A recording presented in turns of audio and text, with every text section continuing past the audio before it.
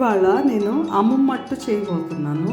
వాటి కోసం ఒక గ్లాస్ వాటర్, ఒక కప్పు వీట్ ఫ్లోర్, కొంచెం బెల్లం తురిమినది రెడీ చేసి పెట్టుకోవాలి. గోధుమ పిండిలో సరిపడా నీళ్ళు, బెల్లంలో కూడా కాస్త నీళ్ళు పోసుకోవాలి. కరిగేదాకా కాస్త తిప్పాలి. కరిగాక బెల్లం నీళ్ళని ఈ గోధుమ పిండిలో కలపాలి. తర్వాత బాగా స్మూత్ బ్యాటర్ వచ్చే వరకు దీన్ని మిక్స్ చేయాలి. అలా మిక్స్ అయ్యాక కాస్తంత ఉప్పు వేసి మళ్ళీ బాగా మిక్స్ చేయాలి.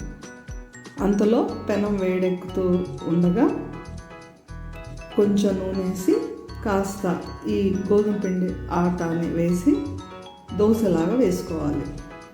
2 నిమిషాలు కాలాక దాన్ని తిరగేసుకొని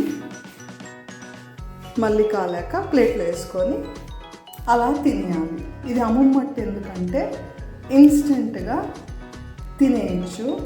పిల్లల కోసం ఆకలైనప్పుడు తొందరగా చేసి పెట్టచ్చు.